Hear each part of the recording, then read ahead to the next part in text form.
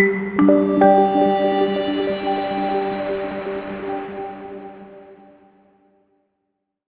করি। এন্ডোক্রাইন সিস্টেমটা খুবই ইম্পর্টেন্ট এবং প্রতি বছর এখান থেকে ম্যাক্সিমাম কোশ্চেন। এন্ডোক্রাইনের প্রথম যে পেজটা, এটা হচ্ছে অ্যাজ এ হোল একটা পেশেন্ট যখন আমরা চিন্তা করবো যে আমাদের এই পেশেন্টের হয়তো বা কোনো gland, endocrine gland related problem আছে, তখন আমরা যে জিনিসগুলো পেশেন্টের অ্যাজ এ হোল জেনারেল এক্সামিনেশনে দেখে ফেলবো, এই জিনিসগুলো হচ্ছে হাইট ওয়েট। হাইট ওয়েটটা আমরা সাধারণত জেনারেল এক্সামিনেশনের একটা পার্টে, বিএমআই যখন ক্যালকুলেট করি, নিউট্রিশনাল স্ট্যাটাস, তখন আমরা দেখি। হ্যান্ড এক্সামিনেশন কিন্তু খুব ইম্পর্টেন্ট। একটা এন্ডোক্রাইন পেশেন্টের হ্যান্ড এক্সামিনেশন আমরা কি কি দেখতে পারি? আমরা দেখতে পারি যে পেশেন্টের এইসব জায়গায় কোনো পামার ইরাইডেম আছে। হ্যাঁ, তার মানে হচ্ছে এই পেশেন্টের হয়তো বা সিএলডি থাকতে পারে, পামার ইরাইথেমা। অনেক সময় সিএলডি তে পাওয়া যায়। পেশেন্ট অ্যালকোহলিক থাকলে অনেক সময় পামার ইরাইথেমা পাওয়া যায়। তার কথা হচ্ছে আমার এই পামার ইরাইথেমাটা আমরা একটু চেক করবো। এবং পেশেন্টের অনেক সময় দেখা যায় ট্রেমর থাকতে পারে, বিকজ এই যে থাইরোটক্সিকোসিস, এখানে কিন্তু একটা কি থাকে, ফাইন একটা ট্রেমর থাকে। প্লাস হ্যান্ড এক্সামিনেশন করে আমরা অ্যাক্রোমেগালি আছে কিনা সেটাও বুঝে ফেলতে পারি। যদি দেখি পেশেন্টের হাতটা এরকম স্পেড লাইক, মনে হচ্ছে একদম কোদালের মতো বড় বড় বড় বড় স্পেড লাইক, তখন আমরা এটাকে বলি সাধারণত যে অ্যাক্রোমেগালি, এরকম স্পেড লাইক কত মোটা মোটা সফট টিস্যু সোয়েলিং হয়ে এরকম হচ্ছে। এবং আমরা পামার সার্ফেসের যে ক্রিজ গুলো আছে, ক্রিজ গুলোতে খুব ভালো করে লক্ষ্য করি যেখানে কোনো পিগমেন্টেশন, বিকজ পিগমেন্টেশন যদি থাকে তাহলে that goes in favour of addiction. কিন্তু এখানেই না, মিউকোসাল সারফেসে পিগমেন্টেশন থাকে। আমরা অ্যাডিশন ডিজিজের পেশেন্টদের মুখ বলি হা করে তখন আমরা লাইট দিয়ে দেখি যে তার মিউকোসাল সারফেসে কোনো ব্ল্যাক পিগমেন্টেশন আছে। তাহলে pigmentation in the hands, spade like hands, tremor in the hands, এগুলো চেক করতে হবে। এবং এরপরে অবশ্যই যে জিনিসটা আমরা দেখবো, কার্পাল টানেল সিনড্রোম। আমরা জানি যে আমাদের মিডিয়ান নার্ভটা এই ফ্লেক্সর রেটিনাকুলামের নিচ দিয়ে যায়, গিয়ে আমাদের এই হাতে থেনার এমিনেন্স যেটা আছে, এই যে আমাদের ইন্ডেক্স, আমাদের হচ্ছে রিং, মিডল ফিঙ্গার, থাম, এই জায়গাটাকে সাপ্লাই। তো যখন কোনো কারণে, যেমন হচ্ছে একটা পেশেন্ট অবিস, অবিস হয়ে গেলে কি হবে, তার এই যে জায়গাটার, এই জায়গাটা ইডিম্যাটাস থাকবে, মোটা থাকবে, তখন সে এই আমার মিডিয়ান নার্ভ চাপ দিবে। অথবা একটা পেশেন্টের প্রেগনেন্ট, তারও সেম কাহিনী হবে। অথবা একটা পেশেন্ট হাইপোথাইরয়েড, হাইপোথাইরয়েড পেশেন্ট গুলো কিন্তু একটু মোটা সোটা হয়, বিকজ ওদের বডিতে পানি জমে এবং ফ্যাট জমে। এদেরও কিন্তু এই সব সমস্যাগুলো হতে পারে কার্পাল টানেল। তো যখন কার্পাল টানেল সিনড্রোম আসবে তখন আমাদের কারণটা বের করার চেষ্টা করতে হবে। কোনো কারণে তার রিস্ট এরিয়াটা সোল এন্ড, এটা হতে পারে সিম্পল অবিসিটিতে, এটা হতে পারে হাইপোথাইরয়েডিজমের জন্য, এটা হতে পারে অ্যাক্রোমেগালির জন্য, এটা হতে পারে সিম্পল ফিমেল প্রেগনেন্সিতে। ইভেন অ্যামাইলয়েডোসিস নামে যে একটা ডিজিজ আছে, ক্রনিক কোনো একটা ইনফেকশনের ব্যাকগ্রাউন্ডে আমাদের বডিতে বিভিন্ন মিসফোল্ডেড প্রোটিন জমা হয়। এটাকে আমরা বলি অ্যামাইলয়েডোসিস। সেই অ্যামাইলয়েডোসিসে অনেক সময় দেখা যায় যে এই কার্পাল টানেল সিনড্রোম হতে পারে, কারণ অ্যামাইলয়েডোসিসের প্রোটিন গুলো এখানে এসেও জমে, জমে মিডিয়ান নার্ভ কমপ্লেক্স।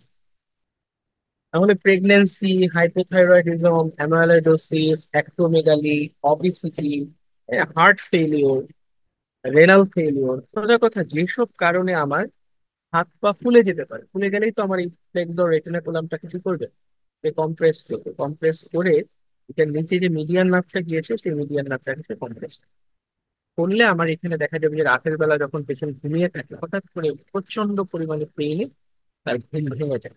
এবং পেশেন্ট গুলো এরকমই কমপ্লেন করে যে রাতে ঘুমোতে পারে না, হাতে ব্যথা হয়, হাতে ঝিমঝিম করে, টিংলিং, নামনেস ফিল। আপনি কি করবেন এক্সামিনেশনে, জাস্ট এই ফ্লেক্সর রেটিনাকুলাম এই জায়গাটাতে আপনি কিছু ট্যাপ করবেন, হাত দিয়ে ট্যাপ করবেন। হাত দিয়ে ট্যাপ করাকে এটাকে বলা হয় হচ্ছে টিনেল সাইন। দেখবেন যে পেশেন্টের ওই ব্যথাটা রিপ্রডিউস। অথবা আপনি প্রেয়ার বা রিভার্স প্রেয়ার সাইন করতে পারেন। আমরা যেরকম হিন্দুরা যেরকম নমস্কার দেওয়ার সময় হচ্ছে হাত যেভাবে করে, আবার ওই রকম সিস্টেমটা আপনি যদি উল্টা করে করেন, রিভার্স প্রেয়ার সাইন, সেরকম করলে অনেক সময় পেইনটা অ্যাগ্রাভেট। সেই যে কার্পাল টানেল সিনড্রোম, এই সিনড্রোমটা আমাদের অনেক সময় হ্যান্ড এক্সামিনেশনের পার্ট হিসেবে চেক করতে হয়। আরেকটা জিনিস একটু বলে দিই, যেমন পিগমেন্টেশন যে হয় অ্যাডিসন ডিজিজে, আমরা জানি অ্যাডিসন ডিজিজ দুই রকমের, একটা প্রাইমারি, একটা হচ্ছে সেকেন্ডারি। অ্যাডিসন ডিজিজের মেইন সমস্যাটা থাকে অ্যাড্রেনাল গ্ল্যান্ড। এখন বিষয়টা আমি যদি একটু এঁকে দেখাই, আমার অ্যাড্রেনাল যে গ্ল্যান্ডটা আছে কিডনির উপরে, এই অ্যাড্রেনাল গ্ল্যান্ডের কিন্তু আবার তিনটা পার্ট আছে, হ্যাঁ, একটা জোনা গ্লোমেরুলোসা, জোনা ফ্যাসিকুলাটা, জোনা রেটিকুলারিস, তিনটা পার্ট। প্রথম যে পার্টটা, এখান থেকে আমার মেইনলি হচ্ছে কর্টিসলটা আসে। তো ধরেন সাপোজ আমার এই প্রাইমারি গ্ল্যান্ডটাই নষ্ট, তাহলে আমার বডির কর্টিসল কম। কর্টিসল কমলে নেগেটিভ ফিডব্যাক মেকানিজমের মাধ্যমে আমার হাইপোথ্যালামাস স্টিমুলেট হবে। হাইপোথ্যালামাস আবার পিটুইটারি গ্ল্যান্ড স্টিমুলেট। তাহলে আমার কর্টিসল যে কম, এই ইনফরমেশনটা হাইপোথ্যালামাসে পৌঁছানোর পরে হাইপোথ্যালামাস কর্টিকোট্রপিন রিলিজিং নামে একটা হরমোন রিলিজ। কর্টিকোট্রপিন রিলিজিং, সেই কর্টিকোট্রপিন রিলিজিং হরমোন রিলিজ করবে পিটুইটারি গ্ল্যান্ড থেকে এসিটি। এবং সেই এসিটিএইচটা মূলত কাজ করে গিয়ে হচ্ছে আমার স্কিনের বিভিন্ন মেলানোসাইটে। এবং স্কিনের মেলানোসাইট যেগুলো আমাদের পিগমেন্ট তৈরি করে, ওরা গিয়ে এক্সেসিভলি তখন পিগমেন্ট প্রোডাকশন শুরু করে দেয়, তখন হাইপার পিগমেন্ট। তার মানে একটা পেশেন্টের অ্যাডিসন ডিজিজ থাকলে তাদের যদি পিগমেন্টেশন থাকে, বুঝতে হবে এটা প্রাইমারি অ্যাডিসন। কিন্তু মনে রাখতে হবে এডিসন ডিজিজ কিন্তু সেকেন্ডারিও হতে পারে। তার মানে আমার প্রবলেমটা যদি এইখানটাতে হয়, এসিটিএইচই তৈরি হচ্ছে না, যে কোনো কারণে পেশেন্টের হাইপোপিটুইটারিজম ডেভেলপ করে গেছে। এটা হতে পারে পিটুইটারি গ্ল্যান্ডের একটা টিউমার, অথবা পিটুইটারি গ্ল্যান্ডে কোনো ম্যালিগন্যান্সি মেটাস্টাসাইজ করেছে, অথবা পিটুইটারি গ্ল্যান্ডে অ্যামাইলোইডোসিস হয়েছে, সার্কোইডোসিস হয়েছে, পিটুইটারি গ্ল্যান্ড ইনফিলট্রেশন হয়েছে, অথবা জন্মগতভাবে তার পিটুইটারি গ্ল্যান্ডে হাইপোপ্লাসিয়া। তাহলে আমার তো মেইন জায়গাটাই সমস্যা, মানে মেইন এসিটিএইচ রিলিজিং জায়গাটাতেই সমস্যা। আমার কর্টিসল অনেক আছে কিন্তু এসিটিএইচ নাই। এসিটিএইচ না থাকার কারণে, সরি, সেটা এরকম না, এসিটিএইচ না থাকার কারণে আমাকে কর্টিসল রিলিজ করার এনাফ স্টিমুলেশনও নাই। এই জন্য এখানে কর্টিসল আসলে খুব একটা বেশি থাকে না। Presentation same to same. এই পেশেন্ট গুলো বলে যে বসা থেকে হঠাৎ করে দাঁড়ালে মাথা ঘোরায়, তার মানে এদের পোস্চারাল ইনস্টেবিলিটি থাকে, ডিজিনেস থাকে। অনেক সময় পেশেন্ট গুলো যখন ক্রাইসিসে চলে যায় তখন severe abdominal pain, vomiting, hypotension এগুলো থাকে। কিন্তু বেসিক একটা ডিফারেন্স যদি আপনি দেখেন, এটা হচ্ছে পিগমেন্টেশন। যদি দেখেন একটা patient Edison disease same feature নিয়ে আসছে, কিন্তু হাত পা কালো হয়ে যাচ্ছে, পিগমেন্টেড হয়ে যাচ্ছে, আপনার মনে রাখতে হবে এই সমস্যাটা তার adrenal gland. Because adrenal gland যখন ঝামেলা হয়, এসিটিএইচ জায়গাটা তো ভালো আছে, ও তখন কর্টিসল কম দেখে বেশি বেশি রিলিজ পায়। এটা হচ্ছে এন্ডোক্রাইনের একটা ফিডব্যাক মেকানিজম, নেগেটিভ ফিডব্যাক। যে আমার যদি কোনো একটা প্রাইমারি সোর্স কম রিলিজ হয়, তখন তাকে যে স্টিমুলেট করে সে তখন বেশি বেশি রিলিজ হয়ে তাকে বাড়ানোর চেষ্টা করে। এসিটিএইচ বেশি বেড়ে বেড়ে গিয়ে তখন সে মেলানোসাইটকে স্টিমুলেট করে পিগমেন্টেড। কিন্তু আমার যদি পিটুইটারি গ্ল্যান্ড লেভেলে বা হাইপোথ্যালামাস লেভেলেই ঝামেলা থাকে, তাহলে কিন্তু পেশেন্টের অ্যাডিসনস এর সব ফিচার থাকা সত্ত্বেও পেশেন্টের পিগমেন্টেশন হবে। এই কথাটা, সিম্পল কথাটা কি জীবন বুঝেছেন? একটা জীবন। স্যার একটু রিপিট করলে ভালো হয় স্যার। আবার খেয়াল করে দেখ, আমি একটু আগে বললাম যে অ্যাডিসন ডিজিজে আমাদের হাতের এই ক্রিজ গুলোর ভিতরে পিগমেন্টেশন। এটা কি বুঝেন? এটা কি বুঝতে পারছেন? এটা একটা মুখস্থ কথা। অ্যাডিসন ডিজিজে আমাদের কি হয়, হাতে, মুকোসাতে পিগমেন্টেশন কেন হয়, আমি সেই জিনিসটা একটু বোঝানোর চেষ্টা করছি। যে আমাদের যে অ্যাড্রেনাল গ্ল্যান্ড আছে, অ্যাডিসন ডিজিজ মানে কি, আমার এই অ্যাড্রেনাল গ্ল্যান্ডের একদম যে উপরের পার্টটা যেটা কর্টিসল রিলিজ করে, এটার নাম হচ্ছে জোনা গ্লোমেরুলাস।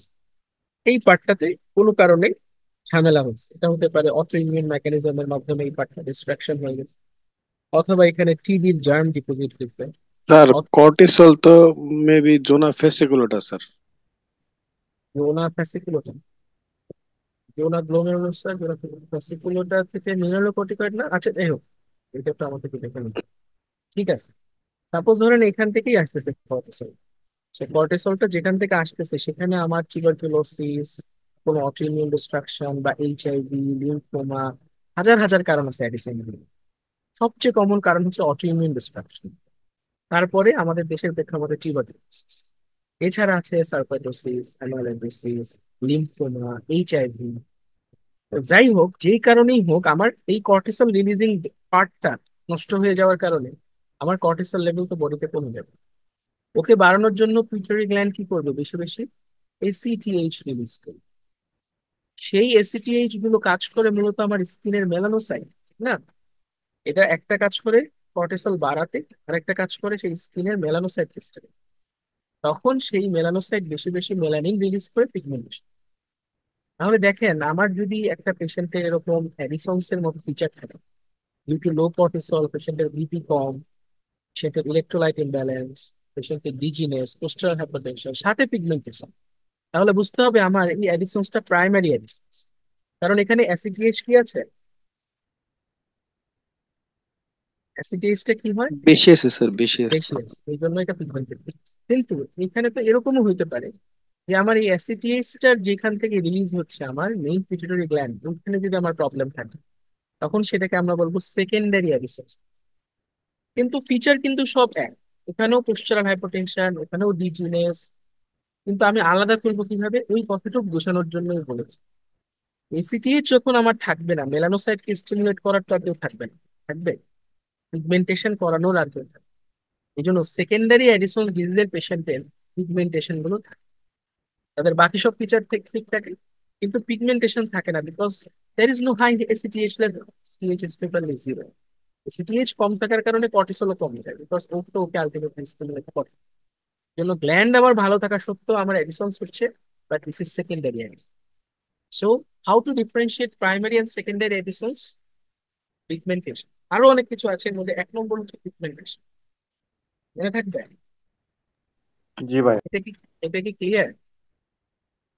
হ্যাঁ ভাইয়া।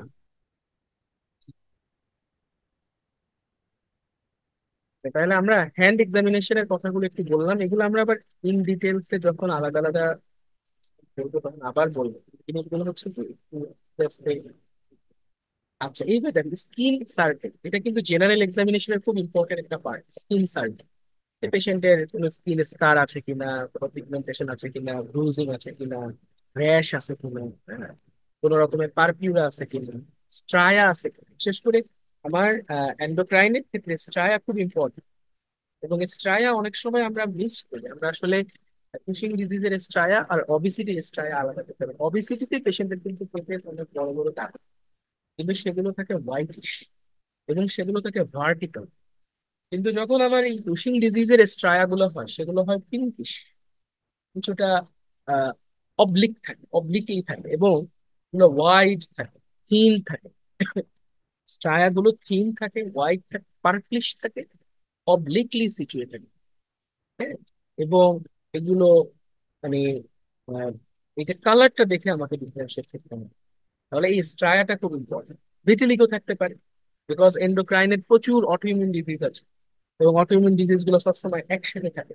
এবং আমরা এই চ্যাপ্টারে শেষে বলবো যে অটোইমিউন পলি এন্ডোক্রাইন সিনড্রোম, একটা পেশেন্টের একই সাথে হাইপোথাইরয়েড আছে, হাইপোপ্যারাথাইরয়েড আছে, অ্যাডিসনস আছে, ভিটিলিগো আছে, অটোইমিউন হেপাটাইটিস আছে, তাহলে এই হাশিমোটোস থাইরয়েডাইটিস থাকতে পারে। এই যে একসাথে অনেকগুলো অটোইমিউন ডিজিজ অলওয়েজ একসাথে থাকে। তো আমাদের স্কিন সার্ভেটা করতে হবে, পিগমেন্টেশন এখানেও দেখতে হবে, হ্যাঁ, হেয়ার ডিস্ট্রিবিউশনটা দেখতে হবে। So this is very important. Pulse, আমাদের অ্যাকচুয়াল ফিব্রিলেশনটা চেক করা খুব দরকার, বিকজ আমাদের জানি যে থাইরোটক্সিকোসিসের পেশেন্টে কিন্তু অ্যাকচুয়াল ফিব্রিলেশন থাকে। আর ব্র্যাডিকার্ডিয়াটা কেন ইম্পর্টেন্ট? ব্র্যাডিকার্ডিয়া কারণ হাইপোথাইরয়েড পেশেন্টদের আবার অনেক সময় ব্র্যাডিকার্ডিয়া। সেই জন্য pulse examination, pressure examination, blood pressure দিয়ে তো অনেক এন্ডোক্রাইন ডিজিজ আলাদা করে দেয়। যেমন একটা female patient, young female patient, hypertensive, সাথে আবার হাইপোক্যালেমিয়া, পটাশিয়াম কম, এটা হচ্ছে কি কি ডিফারেন্সিয়াল থাকতে পারে। তখন আমাদেরকে এগুলো বলতে হবে যে কুশিং সিনড্রোম, কন সিনড্রোম, রেনাল আর্টারি স্টেনোসিস। তারপরে এছাড়া নর্মালি ইলেকট্রোলাইটের কোনো ঝামেলা নাই, কিন্তু মানে হাইপার টেনশন যেটা হচ্ছে ভেরি ডিফিকাল্ট টু ট্রিট, তখন এই থিওক্রোমোসাইটোমাটাও আমাদের মাথায় রাখবে। ঠিক আছে? তাহলে ব্লাড প্রেশার মেজারমেন্ট কেন ইম্পর্টেন্ট? বিকজ এন্ডোক্রাইন ডিসঅর্ডারে হাইপার টেনশন করতে পারে, আবার পোস্টারাল হাইপোটেনশনও করতে পারে। হাইপোটেনশন শব্দ গ্যারিসন disease. So Cushing Conn's and pheochromocytoma এগুলো একটু মাথায় রাখতে হবে, because they always come or present with মানে excessive hypertension which is very much difficult to treat. Head examination কিন্তু একটা ইম্পর্টেন্ট একটা, বিকজ আমরা এখানে ইম্পর্টেন্ট একটা জিনিস দেখি যে পেশেন্টের জয়, লোয়ার যে জটা সেটা একটু সামনের দিকে আগানো কিনা, এটাকে আমরা বলি প্রোগন্যাথিজম, অ্যাক্রোমেগালির পেশেন্টদের পাওয়া যায়। আই এক্সামিনেশন করে আমরা গ্রেভস ডিজিজ দেখি যে এক্সোপথ্যালমাস আছে কিনা, লিড ল্যাগ, লিড রিফ্লেকশন আছে কিনা। আমরা একটু এইচ প্যাটার্নে আই মুভমেন্ট দেখেছি, যে পেশেন্টের ভিজুয়াল ফিল্ডটা দেখে নিই যে সব দিকে পেশেন্টের আই মুভ করে। বিকজ এই যে গ্রেভস ডিজিজ এর একটা ইম্পর্টেন্ট বৈশিষ্ট্য হচ্ছে এটা অনেক সময় কমপ্লেক্স অপথ্যালমোপ্লেজিয়া।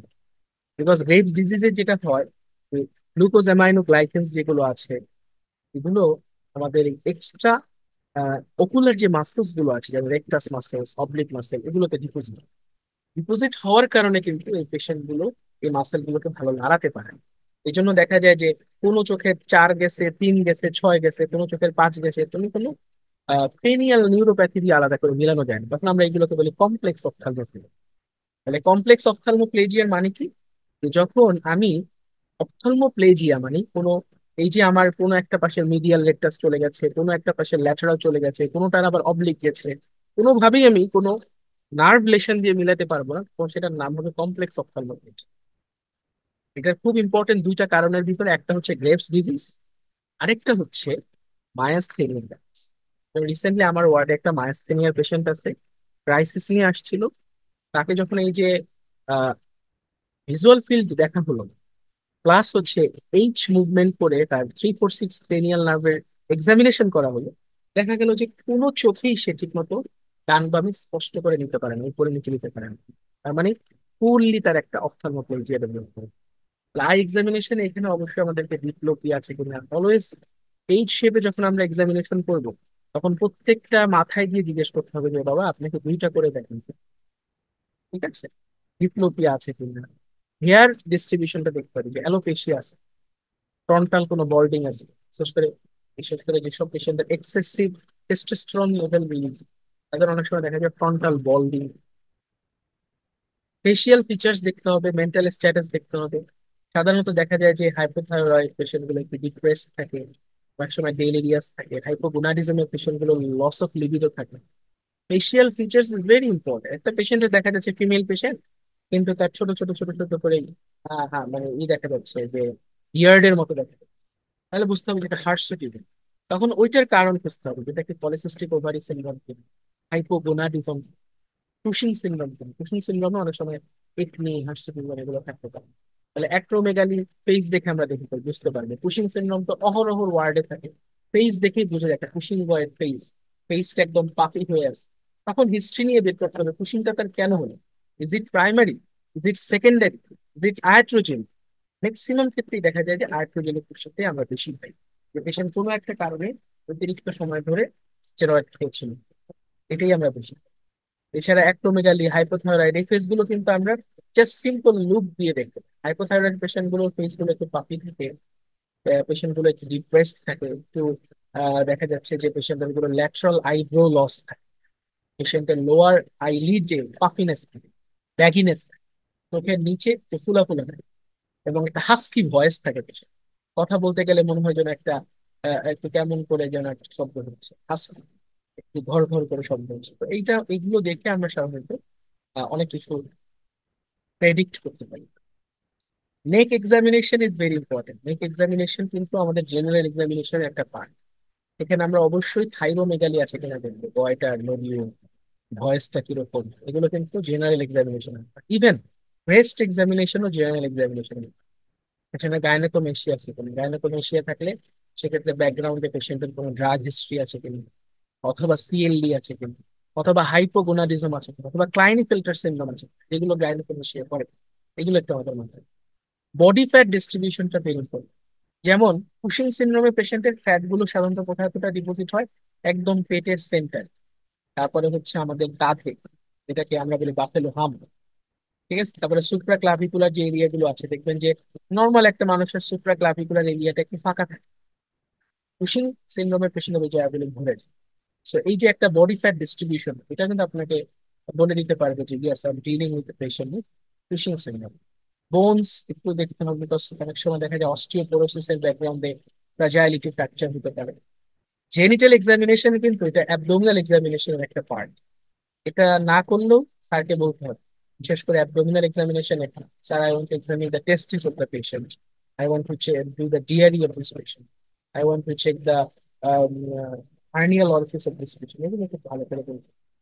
এবং টেস্টিকুলার ভলিউম দেখে কিন্তু আমরা হাইপোগোনাডিজম, যেমন CLD patient earliest feature of CLE এই যে টেস্টিকুলার টেস্টিকল গুলো আস্তে আস্তে ছোট হয়।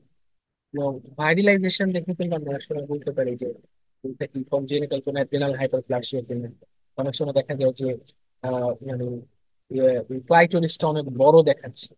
হ্যাঁ, তো এইভাবে আমরা অনেক সময় পলিসিস্টিক ওভারি সিনড্রোমের পেশেন্টও ভাইরালাইজেশন হয়ে থাকে এবং ফিমেল জেনিটালিয়া গুলো লুকিং লাইক মেল জেনিটালিয়া, অথবা ওখানে কোনো অ্যাবনর্মাল কোনো অ্যাপিয়ারেন্স প্রকাশ করে, এগুলোকে আমরা বলি ভাইরালাইজেশন। তখন আমাদেরকে জেনিটাল অর্গান রিলেটেড প্রবলেম গুলো, রিপ্রোডাক্টিভ সিস্টেম রিলেটেড প্রবলেম গুলো চিন্তা করতে। Leg examination very very important. এক নম্বর হচ্ছে আমরা প্রক্সিমাল মায়োপ্যাথি দেখি। অনেকগুলো এন্ডোক্রাইন ডিজিজ আছে যেগুলোতে পেশেন্টের প্রক্সিমাল মাসল উইকনেস বেশি, যেমন হাইপোথাইরয়েড, হাইপার থাইরয়েড, দুটাতেই প্রক্সিমাল মায়োপ্যাথি।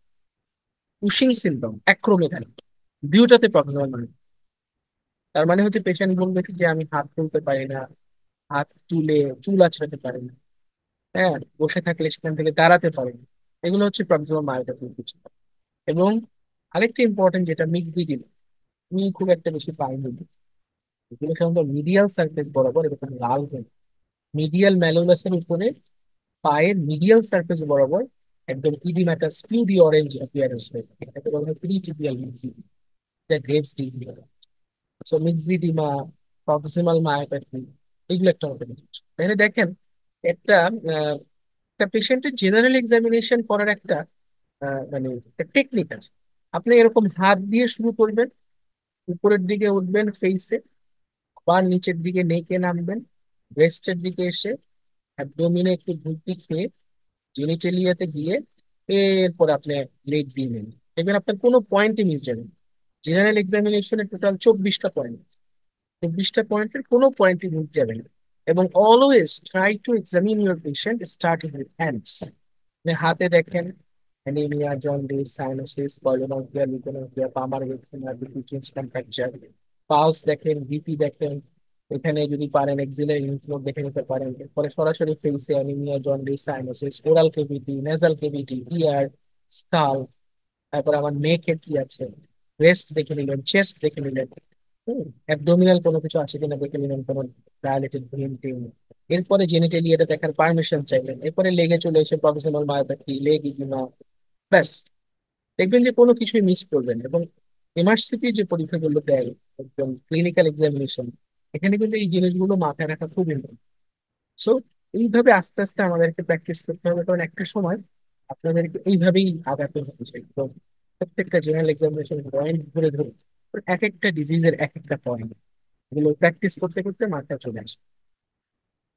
তাহলে আমরা এবার দেখি যে কিভাবে একটা পেশেন্টের ভিজুয়াল ফিল্ড এক্সামিনেশন, এটা আমরা সবাই ফিফথ ইয়ারে করি। এখানে যদি কেউ ফিফথ ইয়ারে থাকে, এটা কিন্তু আপনাদের এক্সামিনেশনে চলে আসবে। পেশেন্টের বরাবর একই একই উচ্চতায় বসতে হবে। পেশেন্ট বসে থাকলে আপনিও বসে থাকবেন, পেশেন্টকে তার ডান হাত দিয়ে ডান চোখ বন্ধ করতে বলবেন, আপনিও সমস্ত চোখটা বন্ধ করবেন আপনার বাম হাত। তারপরে আপনি তাকে একটা ব্রিফিং করবেন যে আমি, আপনার চোখ আমার বরাবর থাকবে, আমি এই পিনটা বা আমার হাতটা এরকম নাড়িয়ে নাড়িয়ে বাইরে থেকে ধরে আনার চেষ্টা করব। যখন আপনি দেখতে পারবেন আপনার অপোজিট হাতটা আপনি তুলবেন। যাই হোক, এই জিনিসটা এন্ডোক্রাইনে কেন করা দরকার, ভিজুয়াল ফিল্ড এক্সামিনেশনটা কেন ইম্পর্টেন্ট এন্ডোক্রাইনে? এই যে ইম্পর্টেন্ট এটা, কারণ আপনি যদি কোনো পেশেন্টের দেখেন যে পেশেন্ট বলতেছে যে সে হাঁটতে চলতে গিয়ে দরজার সাথে ধাক্কা খায় বা মানুষের সাথে ধাক্কা খায়, সেটা দেখতে পাচ্ছে না, তার মানে সে ল্যাটারাল ফিল্ড গুলো ভালো দেখতে পাচ্ছে। সাপোজ ধরেন আপনার একটা চোখ আমি যদি এঁকে দেখাই, যে আমরা যে একটা জিনিস দেখি, যেমন আমার সামনে এখন এই এই জিনিসটা আছে, ল্যাপটপের আমি ছবিটা দেখতেছি। তো আমি যদি এরকম হয় ব্যাপারটা, যে আমি ল্যাপটপটা এরকম দেখতেছি যে আমার ওই পুরো চার অংশের শুধু সেন্ট্রাল পার্টটা আমি দেখতে পাচ্ছি, এইখান জায়গাটা আমার কাছে একটু আফসা লাগছে। এই রকমের ভিজুয়ালটাকে বলা হয় বাইটেম্পোরাল হেলমিন। এবং এটা কেন হয়? এটা হয় অপটিক কায়াজমাতে যখন বেশি। এটা আমি নিউরোলজিতে পড়িয়েছিলাম, এই ক্লাসটা আমি নিয়েছি। আপনাদের সময় মনে আছে কিনা যে আমাদের যে চোখের পেছন থেকে যখন অপটিক নার্ভটা তৈরি হয়, অপটিক নার্ভের কিন্তু দুইটা পার্ট, একটা হচ্ছে ন্যাজাল ফাইবার, একটা হচ্ছে টেম্পোরাল ফাইবার। একটা হচ্ছে ন্যাজাল ফাইবার আর একটা হচ্ছে কি টেম্পোরাল। এক চোখের ন্যাজাল ফাইবার ক্রস করে এই পাশে চলে আসে, আরেক চোখের ন্যাজাল ফাইবার ক্রস করে এই পাশে চলে আসে। টেম্পোরাল ফাইবার গুলো কিন্তু ক্রস করে না। আবার এই ফাইবার গুলো আবার তার অপোজিট ফিল্ড অফ ভিশনটাকে ক্যারি করে। যেমন আমার এই নেজাল ফাইবার এই চোখের ল্যাটারাল ফিল্ডটাকে দেখতে সাহায্য করে। আমার এই চোখের নেজাল ফাইবার এই চোখের ল্যাটারাল ফিল্ডটাকে দেখতে সাহায্য করে।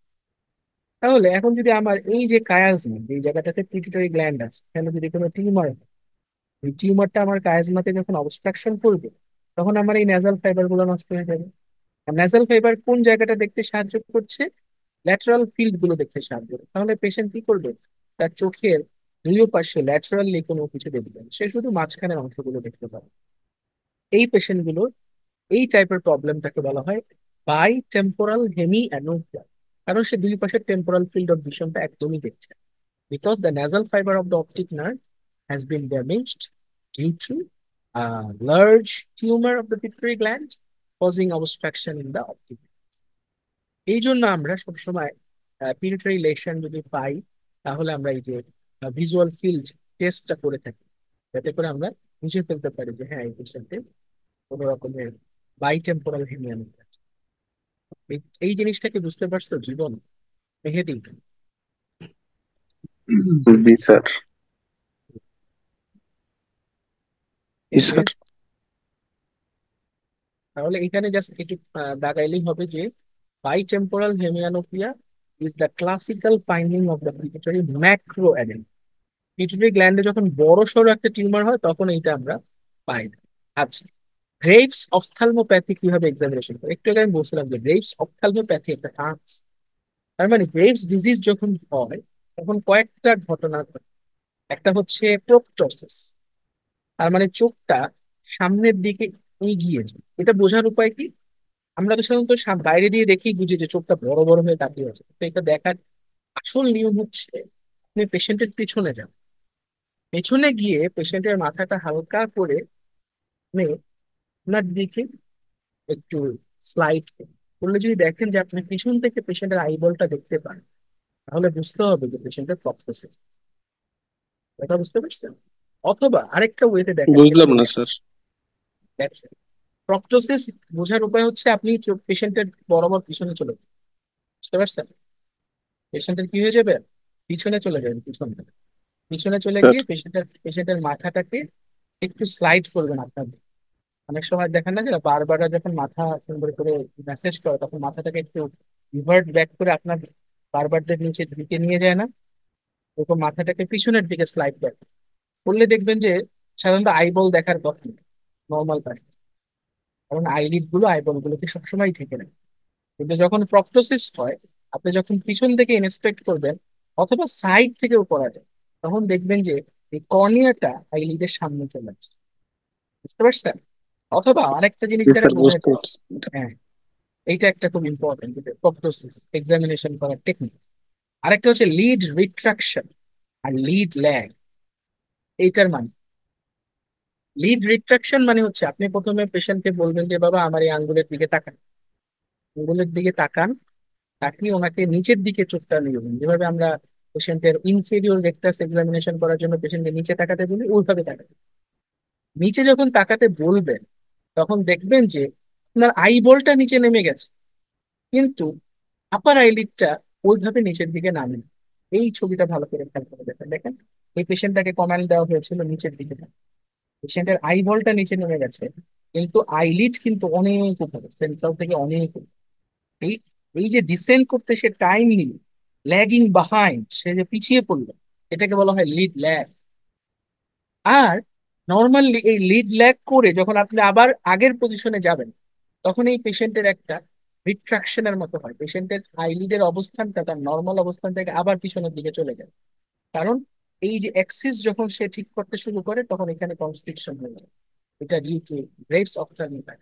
তখন দেখা যায় যে তার আইলিডটা আগে যেখানে ছিল তার চেয়েও আরো উপরের দিকে উঠে যায়, প্রক্টোসিসটা আরো প্রমিনেন্ট হয়ে যায় যখন আপনি তার আইবলটাকে আবার প্রাইমারি গেজে নিয়ে যান। এটা সহজ একটা এক্সামিনেশন, জাস্ট আপনি বলবেন নিচে তাকান, আবার উপরে তাকান, নিচে তাকান, আবার উপরে তাকান। খেয়াল করে দেখবেন যখন নিচে তাকাতে বলবেন তখন আইলিড ওভাবে নিচের দিকে ড্রপিং হয় না। বাট যখন আপনি সাথে সাথে উপরে তাকাতে বলবেন, দেখবেন যে আপার আইলিডটা রেট্রোস্পেক্টিভলি একটু বেশি কনস্ট্রিক্ট করে গেছে এবং প্রক্টোসিসটা প্রমিনেন্ট হয়ে গেছে।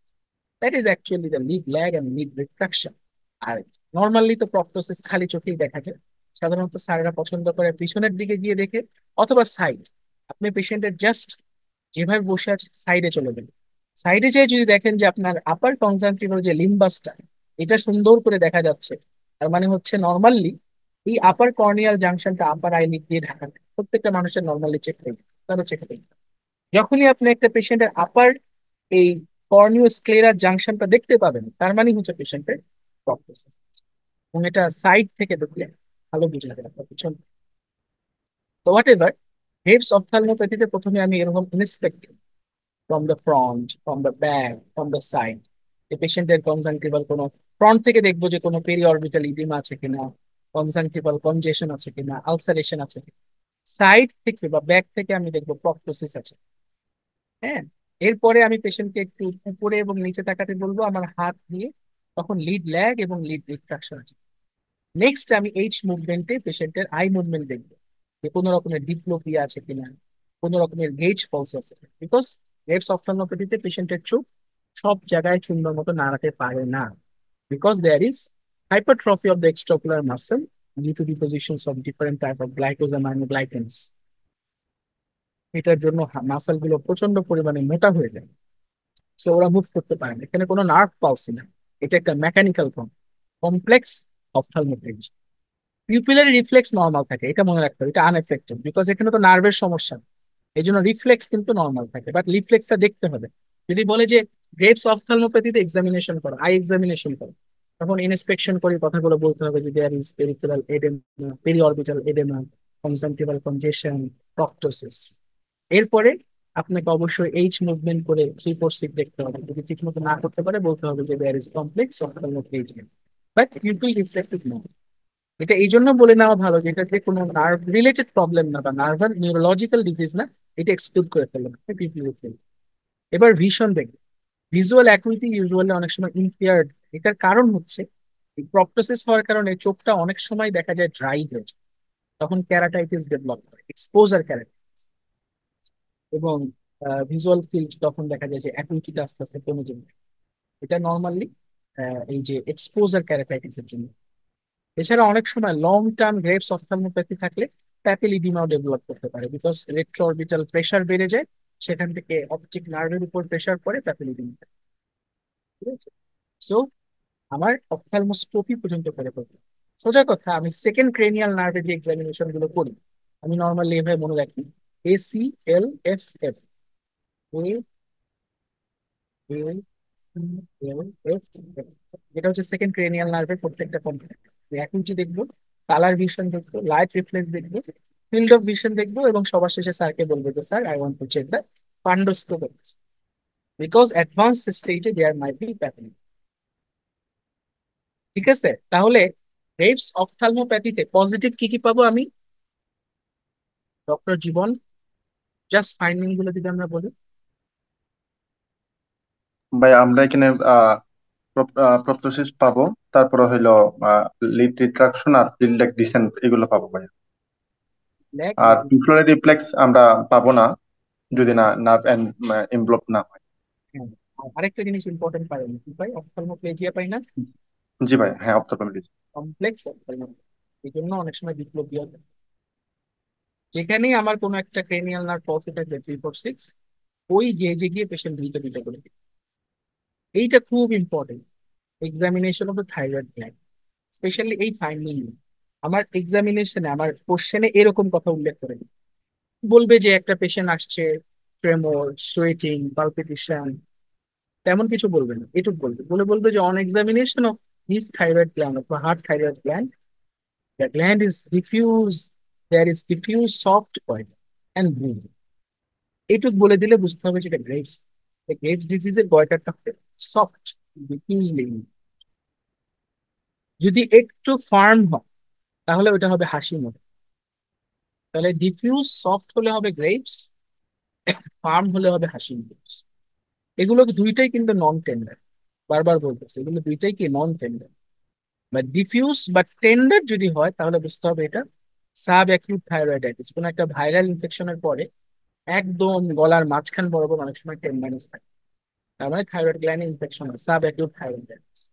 তাহলে টেন্ডার যদি কয়টার বলে যে একটা পেশেন্ট আসলো, পালপিটেশন, সোয়েটিং, তারপরে হচ্ছে পেশেন্টের হচ্ছে হিট ইনটলারেন্স, এরপরে বললো যে 2 weeks back the patient had an upper respiratory tract infection. Now patient presented with tender goiter, tender diffuse goiter.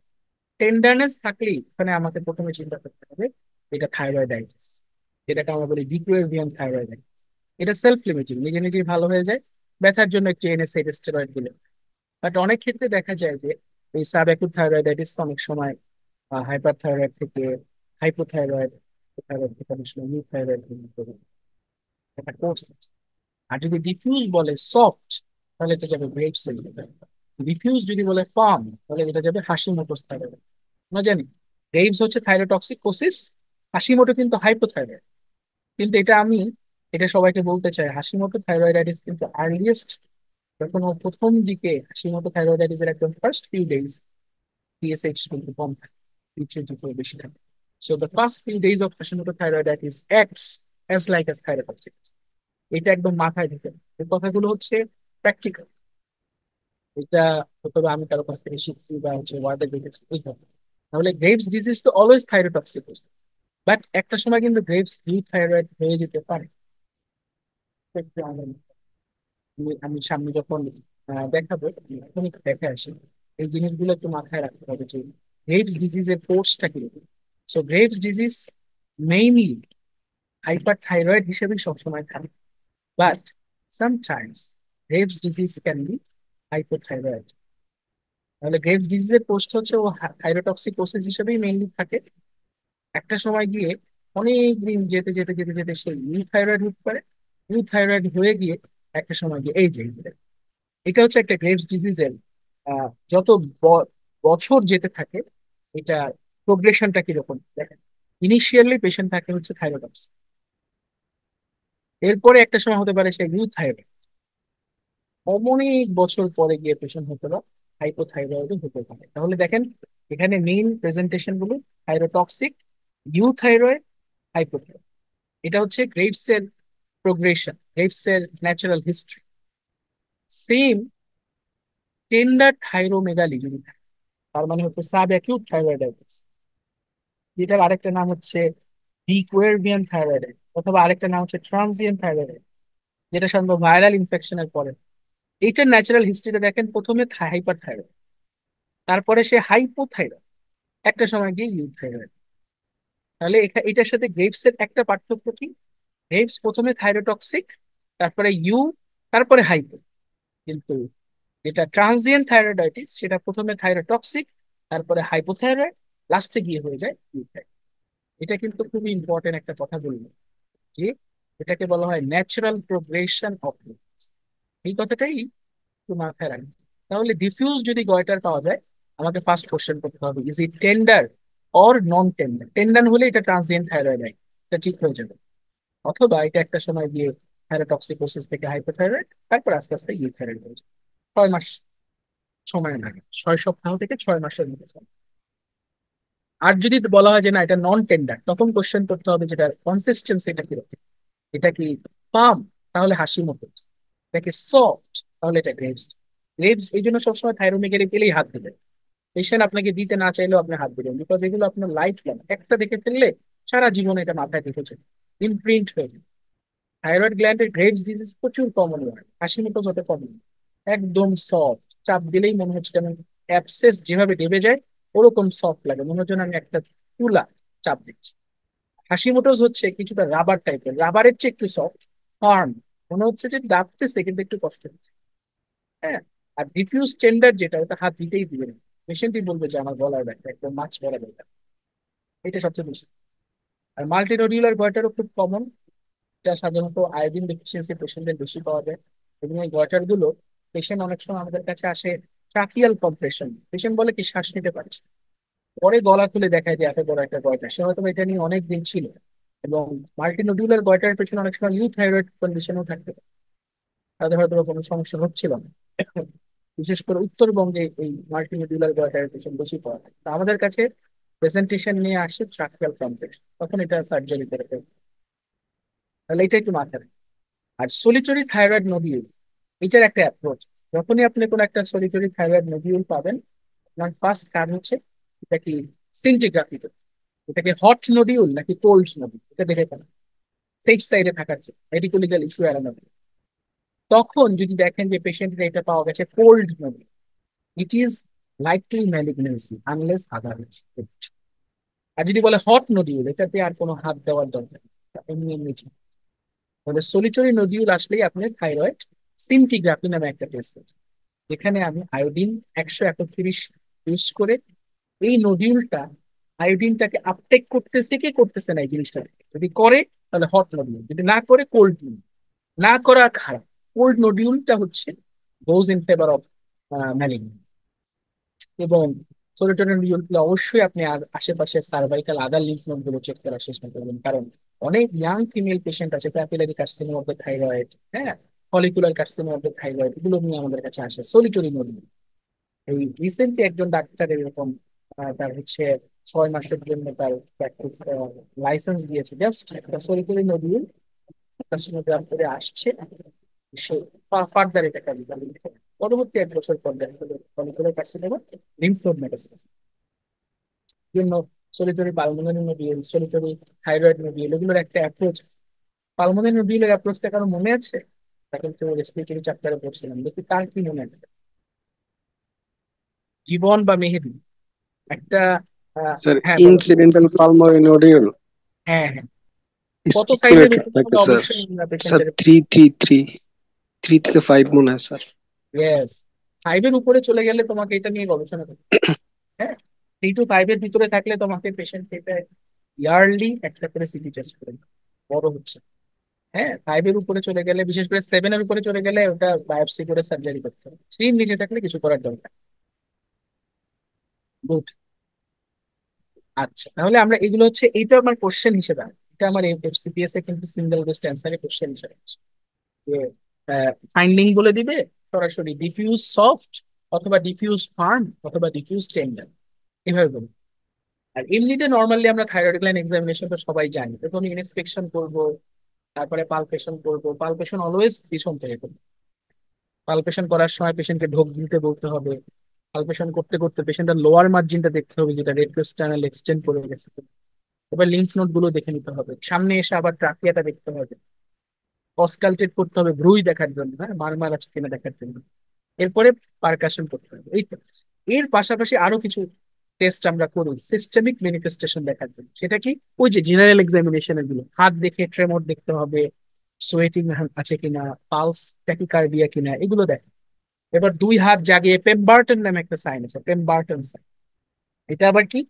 যাদের থাইরয়েড গ্ল্যান্ড এনলার্জ থাকে, তাদের যদি 2 হাত জাগানো হয়, তখন থাইরয়েড গ্ল্যান্ড গুলো নেক ভেসেলের উপর চাপ দেয়। চাপ দিলে দেখা যায় যে আমার ফেসিয়াল ভেসেলের ব্লাড সাপ্লাই গুলো ঠিক মতো ড্রেইন হতে পারে না, ভেইন গুলো ড্রেইন হতে পারে। তখন ফেসিয়াল এনগর্জমেন্ট হয়, ফেসিয়াল পাফিনেস ডেভেলপ করে, ফেসিয়াল রেডনেস ডেভেলপ করে, যেটাকে আমরা বলি পেমবার্টনস। এটাও দেখি। এবং গ্রেভস অফথালমোপ্যাথির ফিচার আছে। তোকে যে এক্সামিনেশন গুলো আমরা দেখলাম, লিড ল্যাব, লিড রিট্রাকশন, পপচোসিস, diplopia, ophthalmoplegia, pupil reflex, fundoscope, এগুলো আমাকে বলতে হবে যে আই ওয়ান্ট টু পারফরমেন্স। তাহলে হ্যান্ড এক্সামিনেশন করে ট্রেমর, তারপরে palmar erythema, warm periphery, tachycardia, এগুলো আমাকে বলতে হবে। এই কথাগুলো কিন্তু খুব ইম্পর্টেন্ট, এগুলো ক্লিনিক্যালি। তাহলে আমরা এন্ডোক্রাইনোলজির যে ব্যাপারটা, এন্ডোক্রাইনোলজিতে অলওয়েজ আমরা এইভাবে শিখি কোন একটা গ্ল্যান্ড কি কি সিনথেসাইজ করে, সিক্রেশন করে, এবং সেটার অ্যাকশন, এবং ওই গ্ল্যান্ডের ডেফিসিয়েন্সির জন্য কি কি ডিজিজ। এইভাবেই আমাদের মূলত কাজগুলো করে। সো এন্ডোক্রাইন গ্ল্যান্ডের সিক্রেশন গুলো মূলত কেমিক্যাল মেসেঞ্জার্স হিসেবে কাজ করে।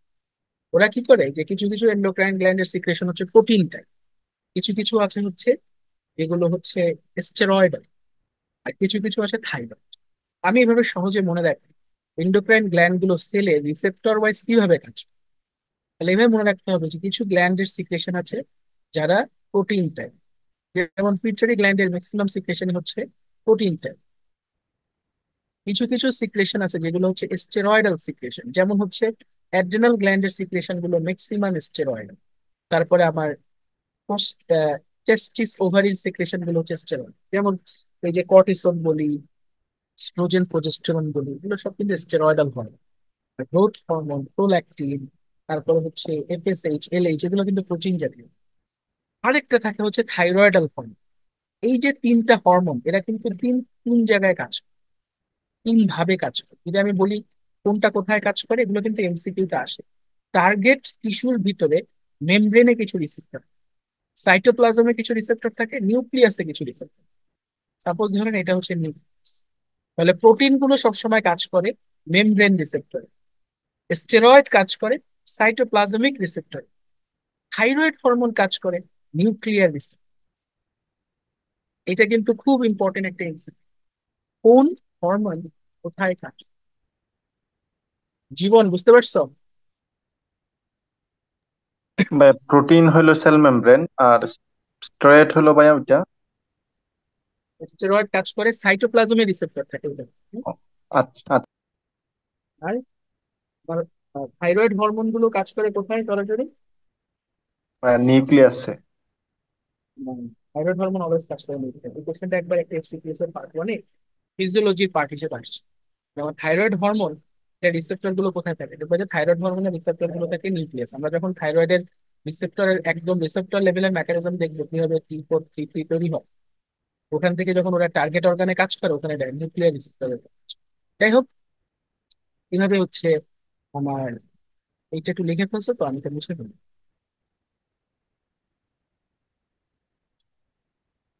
তাহলে আমার এই হরমোন গুলো মূলত কেমিক্যাল মেসেঞ্জার। এই হরমোন গুলোকে বলবো কেমিক্যাল, এগুলো বিভিন্ন গ্ল্যান্ডস থেকে রিলিজ হবে এবং বিভিন্ন অ্যাক্টিভিটিস গুলোকে কোঅর্ডিনেট এবং মাল্টিপল অর্গানে গিয়ে কাজ করে। So, আমরা এই চ্যাপ্টারে এগুলো দেখবো। কিছু আছে যে এন্ডোক্রাইন আছে যেগুলোর উপর, ও আরেকটা ইম্পর্টেন্ট জিনিস হচ্ছে কিছু কিছু হরমোন আছে যেগুলোর উপর আবার পিটুইটারি গ্ল্যান্ডের কোনো হাত থাকে না, এরকম কিছু হরমোনের নাম বলতে পারেন? Sir pancreatic. সরি, কোনটা? প্যানক্রিয়েটিক। Exocrine, insulin. এগুলো এক্সোক্রাইন, এন্ডোক্রাইন বলে।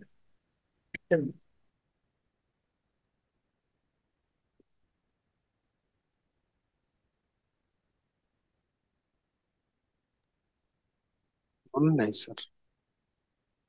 হুম, বলতে পারতেছে না স্যার।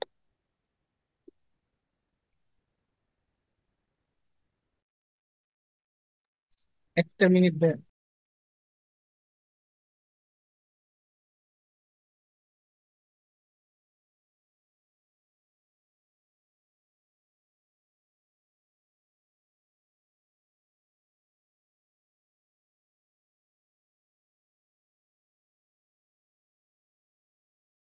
তাহলে এন্ডোক্রাইন বলতেছিলাম, বুঝছো? এন্ডোক্রাইনের কোন কোনগুলো নাই, যেমন প্যারাথাইরয়েড হরমোনের কিন্তু কোনো পিটুইটারি। আর অ্যাড্রিনাল গ্ল্যান্ডের যে মেডুলা আছে না, এপিনেফ্রিন, নর এপিনেফ্রিন যেখান থেকে রিলিজ হয়, এদের কিন্তু কোনো পিটুইটারি নাই, আপার হ্যান্ড। আরেকটা হচ্ছে পিনিয়াল গ্ল্যান্ড থেকে একটা হরমোন সিক্রেশন হয়, মেলাটোনিন। নাম শুনছো? মেলাটোনিন। এই স্যার ঘুমের জন্য স্যার মেলাটোনিন। এগুলোর উপর কোনো আমার পিটুইটারি হাত নেই। এগুলো বলতে হবে। এখানে সেটাই বলছে যে some endocrine disorders are common, particularly those of the thyroid, parathyroid. থাইরয়েডের উপর যদিও আসে reproductive systems, beta cells, pancreas, এগুলোতে অনেক সময় দেখা যায় এগুলো একটার সাথে আর একটা অ্যাসোসিয়েট। এখানে এই কথাটা বোঝাতে চাইছে যে একটার সাথে একটা অ্যাসোসিয়েট। যেমন আমরা পড়বো যে মাল্টিপল এন্ডোক্রাইন নিউপ্লাসিয়া, ওখানে একটা পেশেন্টের পিটুইটারি, প্যানক্রিয়াস, প্যারাথাইরয়েড একই রকমের প্রেজেন্টেশন, একই সাথে কয়েকটা প্রেজেন্টেশন থাকতে পারে একই ডিজিজের। ঠিক আছে? সো অনেক সময় আমরা জানি যেগুলো তো অটোইমিউন ডিসঅর্ডার, সামটাইমস দেখা যায় যে একই সাথে অন্য অন্য অটোইমিউন ডিজিজ গুলো পাশাপাশি থাকে। থাইরয়েড ডিসফাংশনটা খুবই কমন, 10% কমন হচ্ছে due to iodine deficiency. Himalayan country যেমন আমাদের উত্তরবঙ্গ, এইসব জায়গায় আয়োডিন ডেফিসিয়েন্সির সাথে থাইরয়েড ডিসফাংশন, স্পেশালি এদের হাইপোথাইরয়েডিজম যাবে। এবং ইউকের পেশেন্ট গুলো দেখা যায় যে উইমেনদের হাইপোথাইরয়েডিজম গুলো একটু বেশি থাকে। সো আমরা এগুলো একটু দেখবো। আর এখানে তেমন কোনো কিছু বলা নাই। ফাংশনাল অ্যানাটমিটা খুব important, functional anatomy and physiology, এটা আমরা প্রত্যেকটা লাইনই করার চেষ্টা করি। So endocrine gland such as parathyroid এবং pancreas respond directly to the metabolic signal. ঠিক আছে, যে কথাগুলো বললাম যেটার উপর আসলে পিটুইটারি গ্ল্যান্ডের কোনো হাত নেই, but most of the control by the pituitary gland. Others যেগুলো আছে ম্যাক্সিমামই হচ্ছে পিটুইটারি গ্ল্যান্ড দিয়ে কন্ট্রোল। অ্যান্টেরিয়র পিটুইটারি গ্ল্যান্ড আছে, মিডল পিটুইটারি গ্ল্যান্ড আছে, পোস্টেরিয়র পিটুইটারি গ্ল্যান্ড, বিভিন্ন রকমের হরমোন দিয়ে এগুলো রেগুলেট। পিটুইটারি গ্ল্যান্ডে কিন্তু পোর্টাল সিস্টেম আছে। আমাদের দুইটা জায়গায় বডিতে পোর্টাল সিস্টেম আছে, একটা হচ্ছে লিভারে, একটা হচ্ছে পিটুইটারি গ্ল্যান্ড। পোর্টাল সিস্টেম মানে কি, এটা কি কোনো বেসিক আইডিয়া আছে? পোর্টাল সিস্টেমের একটা বেসিক ধারণা হচ্ছে আমার নর্মালি, হাইপোফাশিয়াল পোরাল সিস্টেম। হ্যাঁ হ্যাঁ, হোয়াট ইজ পোর্টাল স্যার এটা সিস্টেম? হচ্ছে কি এই হাইপোফাশিয়াল পোরাল সিস্টেম হাইপোথ্যালামাস থেকে হচ্ছে কিছু ওই যে নেটওয়ার্কস অফ আর্টারিস হচ্ছে স্যার এই যে পিটুইটারিতে যায় তখন হচ্ছে স্যার এই যে ডিসেন্টারি পিটুইটারিতে যায়। এটা আসলে মূল বেসিকটা হচ্ছে পোর্টাল সিস্টেম। এটা মেইন বেসিকটা হচ্ছে আমাদের নর্মালি আর্টারি ক্যাপিলারি, ঠিক না? তারপরে কি হয়, ভেইন। কথা বুঝতে পারছো? কিন্তু যখন কোনো একটা পোর্টাল সিস্টেম কোথাও এক্সিস্ট করে তখন বিষয়টা এরকম, আর্টারি ক্যাপিলারি হয়, সেটা ভেইন না হয়ে আবার একটা ক্যাপিলারি হয়, তারপরে ভেইন। পোর্টাল সিস্টেম এরকম টু সেটস অফ ক্যাপিলারিজ। এটা হচ্ছে অ্যানাটমির নলেজ।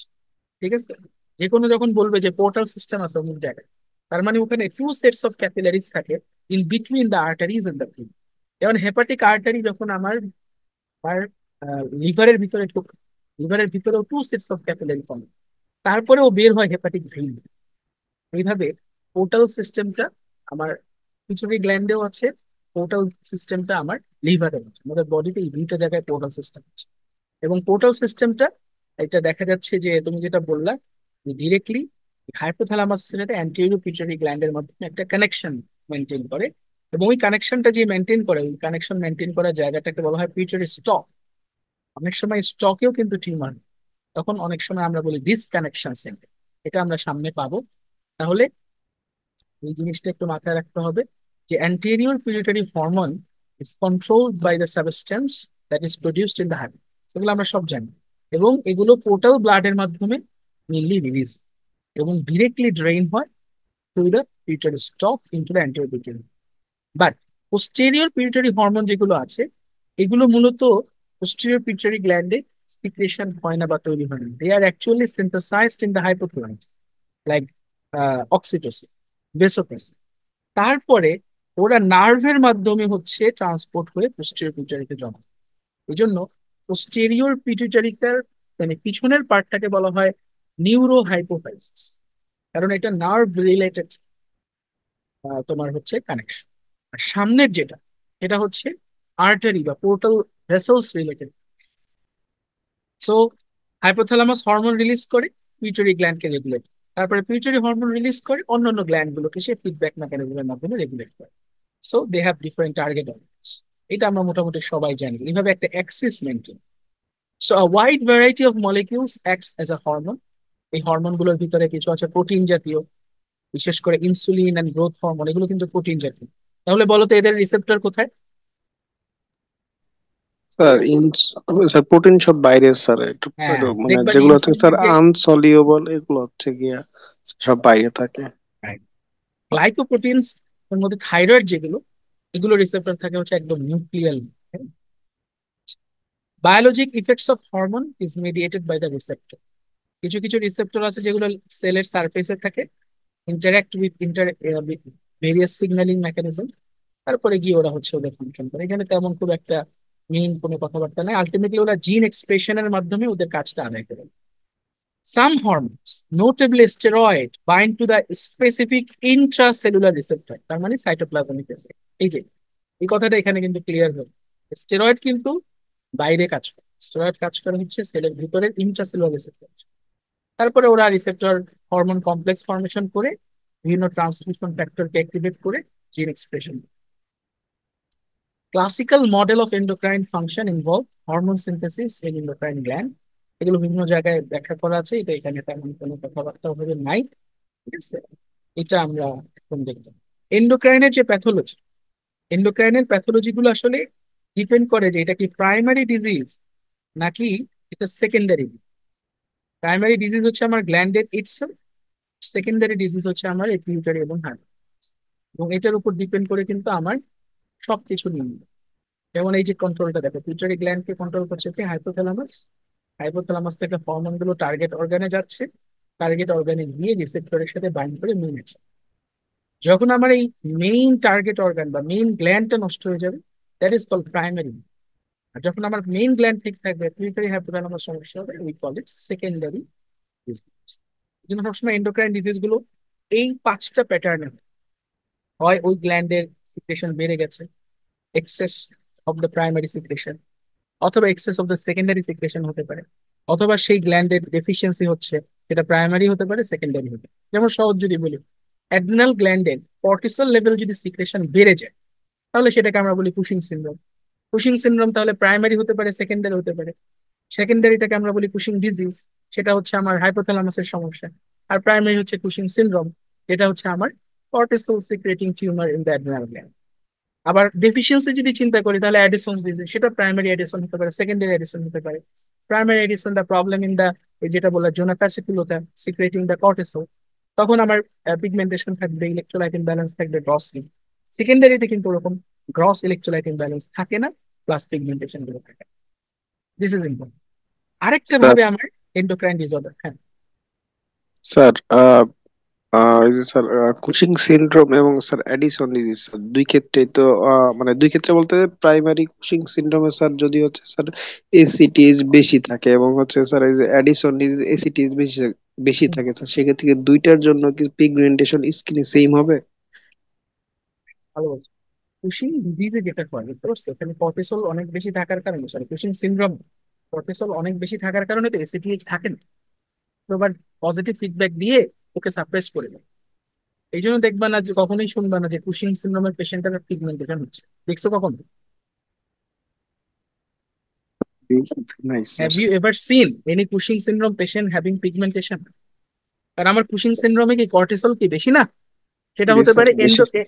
আমার বডির কর্টিসল অথবা আয়াট্রোজেনিক কর্টিসল। হয়তো তুমি কর্টিসল কন্টেইনিং ট্যাবলেট খাচ্ছ, অথবা তোমার বডির কর্টিসল বেশি। হোয়াট এভার ইট ইজ, এটা তো সাপ্রেস করে ফেলবে এসিটিএইচ। সিটিএইচ কে বলবে আমার বডিতে অনেক কর্টিসল, তুমি রিলিজ হয়ে না, তাহলে আর পিগমেন্টেশন কেন হবে? On the other hand Addison ডিজিজে কি হয়, তোমার তো কর্টিসলই নাই। স্যার যদি পিটুইটারি অ্যাডিনোমা হয় স্যার সেক্ষেত্রে গুড। তখন তো স্যার। পিচুইটারি অ্যাডেনোমা কি এটা হাইপার ফাংশনিং নাকি হাইপোফাংশনিং, সেটা দেখতে হবে। যদি হাইপার ফাংশনিং হয়, যেমন করে এক্সেসিভ এসিটিএস সিক্রেটিং টিউমার, তাহলে তো সে কর্টিসলকে বাড়ায় দিবে। কথা বুঝতে পারছে? তখন সেটা জি তোমার স্যার। একটা সেকেন্ডারি পুশিং করতে পারে। অন দি আদার হ্যান্ড, তখন তোমার একটা পিগমেন্টেশন হওয়ার চান্স থাকবে ভেরি রেয়ার, কারণ ম্যাক্সিমাম ক্ষেত্রে পিউটারি যেটা হয় হাইপো ফাংশনিং টিউমার। বুঝতে পারছো? পিউটারি যে টিউমার জি গুলো স্যার। সাধারণত কি হয়, নন ফাংশনিং ম্যাক্রোএডেমা। 1% বা ভেরি রিয়ারলি হাইপার ফাংশনিং হবে। ইন দ্যাট কেস, তখন তোমার ওটাকে বলবা কুশিং ডিজিজ। বুঝতে পারছো? যখন কুশিং ডিজিজ হবে, তখন পিগমেন্টেশন থাকতে পারে। তখন একটা সিনড্রোমই আছে, নেলসন সিনড্রোম। ওটাতে আমরা অনেক সময় দেখা যায় যে অ্যাড্রেনালেক্টমি করি বাইরে। বুঝতে পারছো? যাই হোক, হরমোন এক্সেস, হরমোন ডেফিসিয়েন্সি দুইভাবে আসতে পারে। আরেকটা আসতে পারে যে হরমোন ঠিক আছে, কিন্তু হরমোনটা হাইপার সেন্সিটিভ, কোনোভাবে ইনঅ্যাক্টিভেট হচ্ছে না, অথবা টার্গেট অর্গান রেজিস্ট্যান্স হয়ে গেছে, হরমোনটা কাজ করতেছে না। অথবা হরমোনটা ফুললি রেজিস্ট্যান্স, তাহলে হাইপার সেন্সিটিভ হতে পারে, রেজিস্ট্যান্স হতে পারে। দুইটার মেইন মেকানিজম এক। যেটা হাইপার সেন্সিটিভ, এটা হচ্ছে failure of inactivation of hormone. হরমোনটা এতটা বেশি সেন্সিটিভলি কাজ করছে, সে তাকে তুমি তার কাজ করার পর সে ইনঅ্যাক্টিভেট হচ্ছে না বা ওভার অ্যাক্টিভলি কাজ করছে, as like as allergic reaction, over over. আর হরমোন রেজিস্ট্যান্স, যেটা হরমোন আছে কিন্তু টার্গেট অর্গানে গিয়ে সে রিসেপ্টরের সাথে বাইন্ড করতে পারছে না বিকজ অফ সাম মিউটেশন। আর নন ফাংশনিং কিছু টিউমার হিসেবে থাকতে পারে, বিনাইন বা ম্যালিগন্যান্ট। তাহলে এই পাঁচটা ওয়েতে আমার সব এন্ডোক্রাইন ডিসঅর্ডার। তুমি যেখানেই যাও, থাইরয়েড গ্ল্যান্ডটা পড়ো, তাহলে হরমোন এক্সেসের এখানে আমরা হাইপার থাইরয়েড পড়বো, হরমোন ডেফিসিয়েন্সিতে আমরা হাইপোথাইরয়েড পড়বো। হরমোন হাইপার সেন্সিটিভিটি যে টেস্টটা আছে, সেখানে একটা ডিসঅর্ডার আছে, নামটা আমার এক্স্যাক্টলি মনে আসতেছে না। আবার হরমোন রেজিস্ট্যান্সে আছে, যেমন আমার T3 T4টা রিসেপ্টর লেভেলে গিয়ে কাজ করে। থাইরয়েড গ্ল্যান্ডে টিউমারও থাকতে পারে। সো এই পাঁচটা প্যাটার্নে দিয়ে আবার এন্ডোক্রাইন ডিসঅর্ডার গুলো হতে পারে: excess, deficiency, resistance, hyper sensitivity, আর নন ফাংশনিং। এইভাবে আমার কাছে আসতে পারে। সো কিছু কিছু ক্ষেত্রে অনেক সময় দেখা যায় যে একই সাথে মাল্টিপল এন্ডোক্রাইন সিস্টেমস অ্যাড হতে পারে। যেটাকে আমরা বলি হচ্ছে multiple endocrine neoplasia syndrome. MEN one, MEN two A, MEN two B, এটা আমরা আস্তে আস্তে পড়বো। শুধু মনে রাখতে হবে যে মাল্টিপল এন্ডোক্রাইন নিউপ্লাসিয়াতে সব হরমোন এক্সেসিভলি বাড়ে, আর অটোইমিউন পলি এন্ডোক্রাইন সিনড্রোম আছে একটা এপিএস, ওটাতে সবকিছু কমে। অনেক সময় কিন্তু আমরা এটা ভুলে যাই। তাহলে মাল্টিপল এন্ডোক্রাইন নিউপ্লাসিয়াটা আমরা পড়বো এন্ডোক্রাইনের প্রত্যেকটা part। ইনভেস্টিগেশনে আমরা সাধারণত নর্মালি যেটা চেক করি, গ্ল্যান্ড থেকে যে হরমোন গুলো সিক্রেশন হয় সেটা চেক করি। যদি দেখি যে না ওই হরমোন গুলো ভালো আছে, তাহলে আমার ব্যাকওয়ার্ড গিয়ে হাইপোথ্যালামাস এবং পিটুইটারি গ্ল্যান্ডের যে হরমোন গুলো আছে সেগুলো আমরা চেক। এই ছকটা খুব ইম্পর্টেন্ট। খেয়াল করে দেখেন এখানে আমার যতগুলো এন্ডোক্রাইন টার্গেট আছে সব একসাথে। আমি যদি প্রথম থেকে শুরু করি, আমার হাইপোথ্যালামাসে গোনাডোট্রপিন রিলিজিং হরমোন নামে একটা হরমোন রিলিজ, যেটাকে স্টিমুলেট করতে পারে কে কে? Estrogen, progesterone, androgen, prolactin, inhibin. এই প্রোল্যাকটিনটা মাথায় রাখবেন বেশি। যদি প্রোল্যাকটিনের পরিমাণ বডিতে বেড়ে যায়, এটা একটু ভালো করে শুনবেন, প্রোল্যাকটিনের পরিমাণ যদি বডিতে বেড়ে যায়, তাহলে কিন্তু এলএইচ, এফএসএইচ এবং আদার এস্ট্রোজেন, প্রোজেস্টেরন কমে যায়। এদের মধ্যে সম্পর্কটা হচ্ছে ব্যস্তান, ঠিক আছে? এখানে রেগুলেশন বুঝাইছে অ্যাজ এ হোল সবকিছু। এস্ট্রোজেন, প্রোজেস্টেরন এগুলো যদি কমে যায়, জিএনআরএইচ কি করবে? বেড়ে গিয়ে এলএইচ এফএসএইচ রিলিজের মাধ্যমে তাদেরকে বাড়িয়ে। আর এই প্রোল্যাকটিনটার সাথে জিএনআরএইচ এবং এলএইচ সম্পর্কটা জাস্ট ব্যস্তান। প্রোল্যাকটিন বেশি, এলএইচ এফএসএইচ কমে যাবে। তার মানে হাইপার প্রোল্যাকটিনেমিয়া যত কারণে হতে পারে, সবগুলো কারণে আমার পেশেন্টের কি হবে? Hypogonadism. So oestrogen, progesterone, androgen, prolactin এগুলো সব জিএনআরএইচ এর উপর কাজ করে। জিএনআরএইচ পিউটারি থেকে এলএইচ এফএসএইচ রিলিজ করে, তারা গিয়ে টার্গেট অর্গানে গিয়ে কাজ করে, এবং টেস্টিস ওভারি থেকে আবার এস্ট্রোজেন, প্রোজেস্টেরন রিলিজ করে রিপ্রোডাকশন। এই কাজটা T3, এটা আমার টি এর সরাসরি থাইরোট্রপিন রিলিজিং হরমোনটাকে স্টিমুলেট করে হাইপোথ্যালামাস, সে টিএসএইচ রিলিজ। এর আগে দেখেন একটা পয়েন্ট গেছে যে টিআরএইচ কিন্তু প্রোল্যাকটিনকে স্টিমুলেট করে।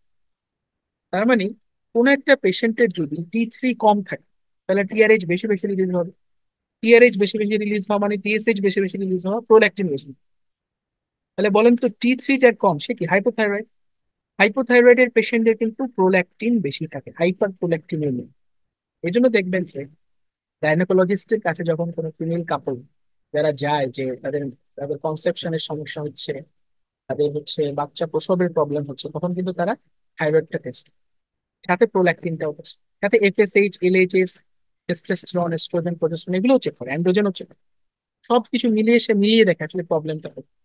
যখন দেখবে যে যে আমার হাইপোথাইরয়েড, তখন কিন্তু hypothyroid itself can cause hyper.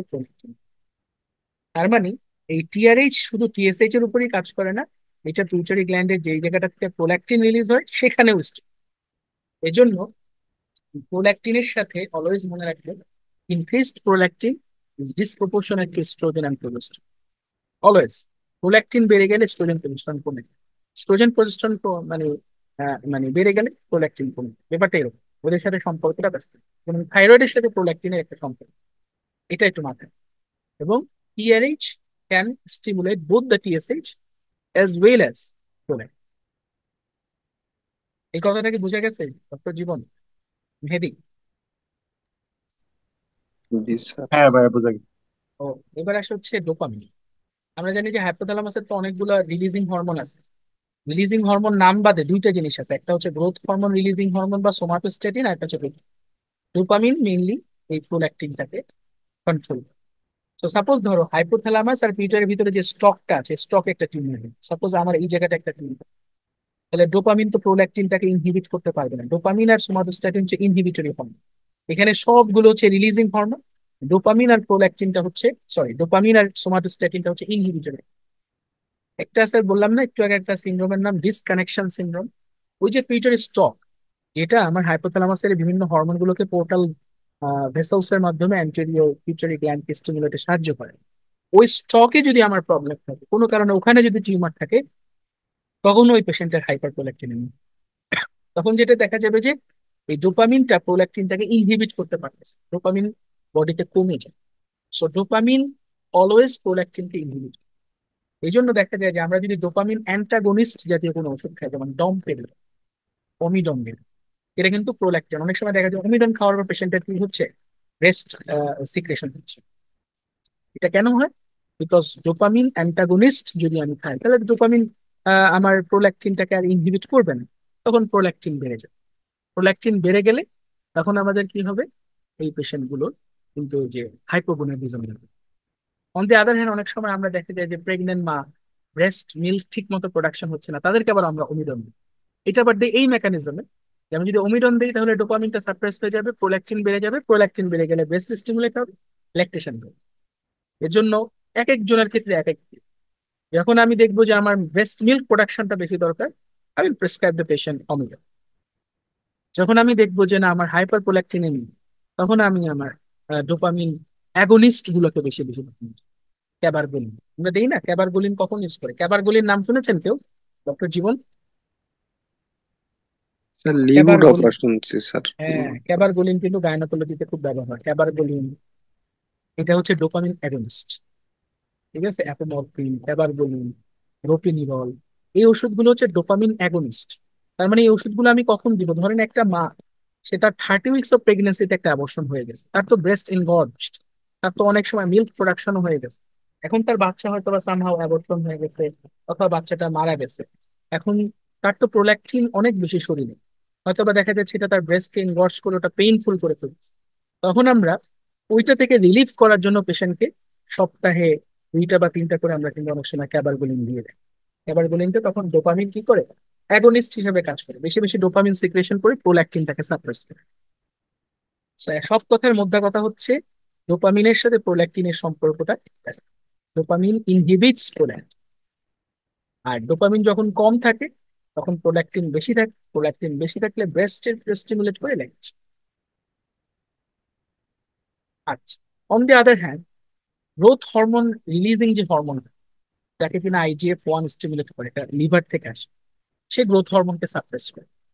অথবা গ্রোথ হরমোনকে যদি কোনো কারণে স্টিমুলেট করে, সে লিভারে গিয়ে আবার বেশি বেশি IGF-1 তৈরি করে, এবং IGF-1টা আমাদের বডির গ্রোথ এলেন। এই জন্য আমরা দেখবেন যে অ্যাক্রোমেগালির পেশেন্টদের আমরা IGF-1টা স্ক্রিনিং টেস্ট হিসেবে চেক, বিকজ IGF-1টা অ্যাক্রোমেগালির পেশেন্টের মেইন সমস্যা, তাদের বেশি বেশি গ্রোথ হরমোন রিলিজ হচ্ছে। বেশি বেশি যত গ্রোথ হরমোন থাকবে, তাদের বেশি বেশি লিভার থেকে IGF-1ও রিলিজ হবে। সো IGF-1টা স্ক্রিনিং করি। অনেক সময় আমরা গ্রোথ হরমোন অ্যাসেও করে থাকি। অনেক সময় আমরা একটা সিম্পল টেস্ট করি, যেটা আমরা ডায়াবেটিক পেশেন্টদের করে থাকি, OGTT। কেন করি? কারণ OGTT করার কারণ হচ্ছে আমি গ্লুকোজ লোড দিলাম। গ্লুকোজ যখন আমার বডিতে বেশি থাকবে, তখন গ্লুকোজ কি করবে, ইনসুলিন স্টিমুলেট। ইনসুলিন যখন স্টিমুলেট করে, তখন সাধারণত এই যে অ্যানাবলিক যে হরমোন গুলো আছে সেগুলো কিন্তু সাপ্রেসড হবে।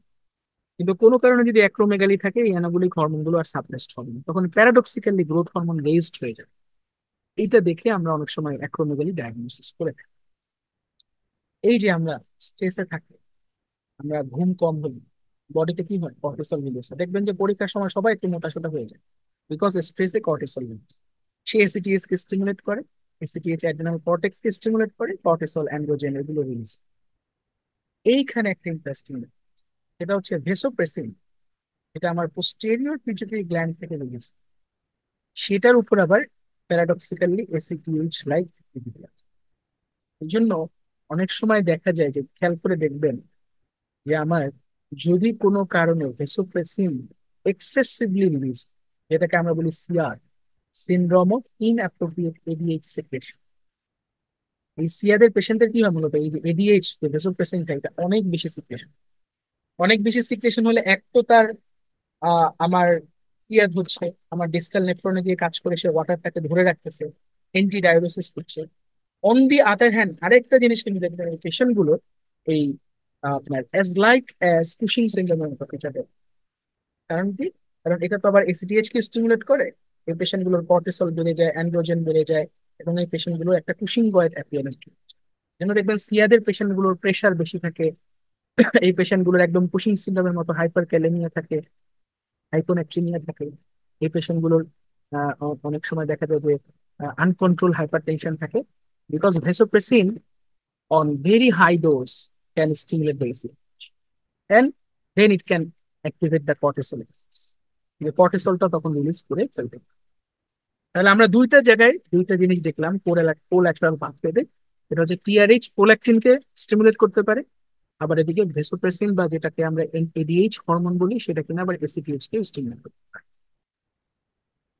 এই জায়গাগুলো কি ক্লিয়ার? স্যার, গ্রোথ হরমোনের সাথে হচ্ছে লিভারের এই লাইনটা একটু আবার ব্যাখ্যা করলে ভালো হবে স্যার। বিষয়টা কি, আমাদের গ্রোথ হরমোনটা তো পিটুইটারি গ্ল্যান্ড থেকে আসে, ঠিক না?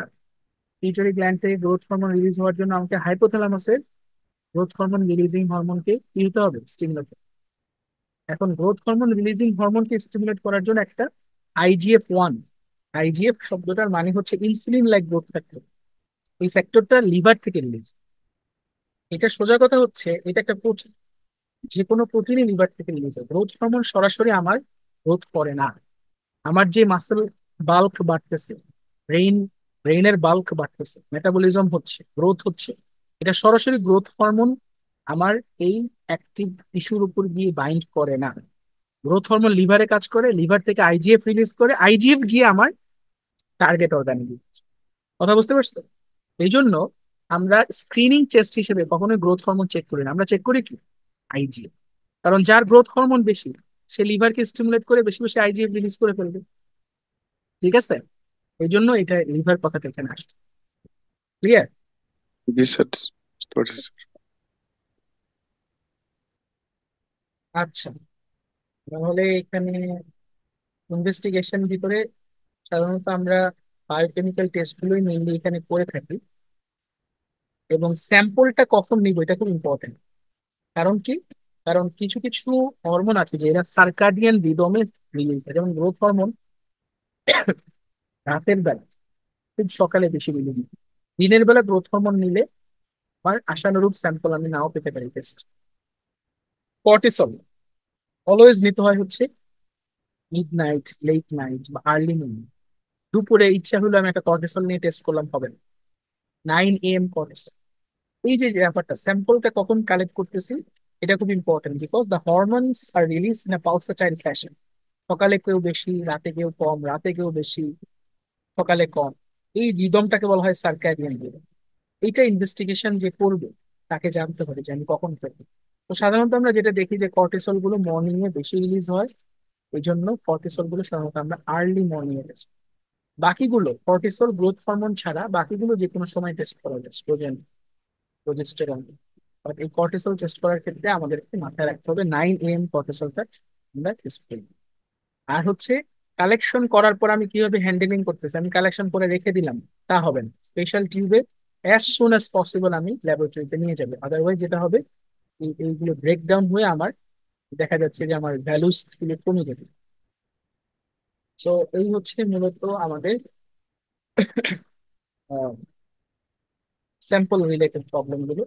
আর প্রেজেন্টিং প্রবলেমে এখানে আর মানে তেমন কিছু না, এখানে আসলে খুব একটা বেশি কিছু বলেও না। এটা আলাদা আলাদা করে প্রত্যেকটা গ্ল্যান্ড যখন পড়বে তখন আলাদা করে একটা প্রেজেন্টিং প্রবলেম। আমরা একটা জিনিস আজকে করে আসবো, তারপরে আমরা থাইরয়েড গ্ল্যান্ডে কালকে দেখবো নেক্সট ক্লাসে। এই যে non specific presentation of endocrine, খুবই ইম্পর্টেন্ট একটা চার্ট, এটা দিয়ে প্রতি বছর কোশ্চেন।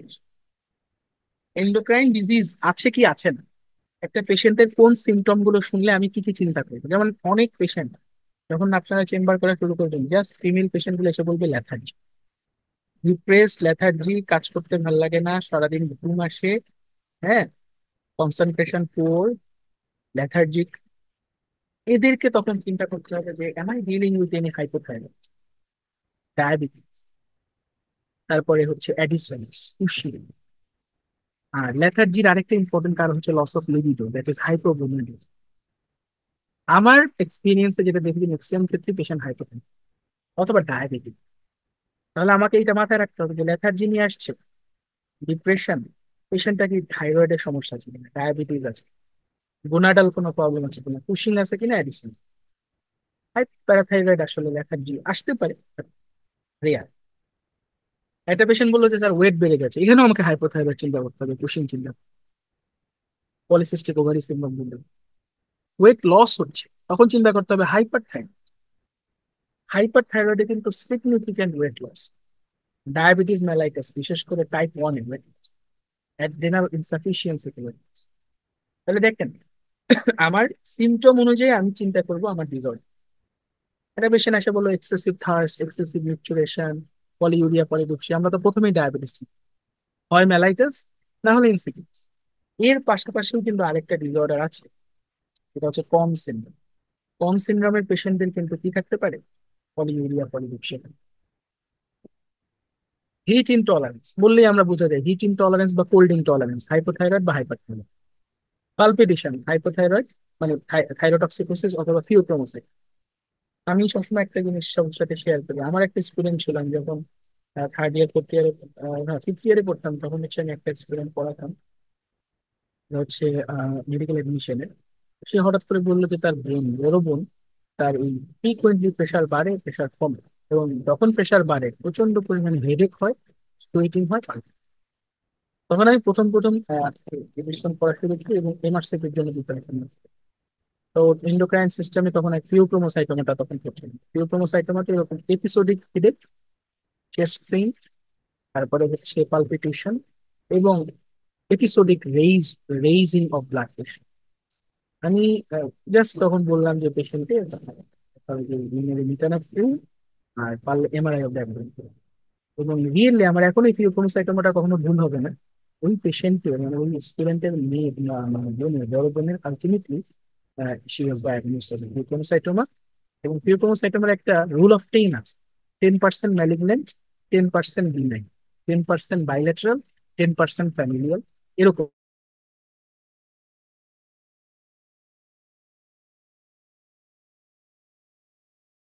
ঠিক হতে পারে। সে হয়তো বা ডিপ্রেসড বা হচ্ছে সরি টেন্সড, এটা থেকেও আসতে পারে। থাইরয়েড সমস্যার জন্য হতে পারে ফিউক্রোমোসাইটোমা। এটা মাথায়। হেডেক, হেডেক কিন্তু কমপ্লিকেশনটা হচ্ছে নিউরোলজিক্যাল, কিন্তু এটা এন্ডোক্রাইন রিলেটেড ডিসঅর্ডার থাকে। বিশেষ করে এই যে পিউটারি টিউমার, ফিউক্রোমোসাইটোমা, অ্যাক্রোমেগালি, এই পেশেন্টগুলো হেডেক নিয়ে আসে। সিম্পল মাসেল উইকনেস, চেয়ার থেকে বসলে উঠতে পারে, প্রক্সিমাল মাসেল উইকনেস, একটু আগে আমি বলছিলাম। এন্ডোক্রাইন গ্ল্যান্ডের সবচেয়ে বেশি ডিসঅর্ডার গুলো মাসেল উইকনেস নিয়ে, thyroid, hyper thyroid, hyper parathyroid, Cushing syndrome, Conn syndrome, হ্যাঁ, হাইপোগোনাডিজম, এগুলো সব মাসেল উইকনেস। ঠিক আছে? তাহলে এই এই চার্টটা কিন্তু একটা ইন্টারেস্টিং একটা chart, যেটা আমি সিমটম দেখে আমি জিনিসগুলো মনে করার চেষ্টা করি। আমরা ইনশাল্লাহ নেক্সট ক্লাসে থাইরয়েড গ্ল্যান্ডের অ্যানাটমি, থাইরয়েড গ্ল্যান্ডের ডিজিজ, এবং থাইরয়েড গ্ল্যান্ডটা কিভাবে কাজ করে, থাইরয়েডক্সিকোসিস ফিচার্স। আজকে এই পর্যন্ত ক্লাসটা রাখছি। এর মধ্যে কারো কোনো কোশ্চেন আছে?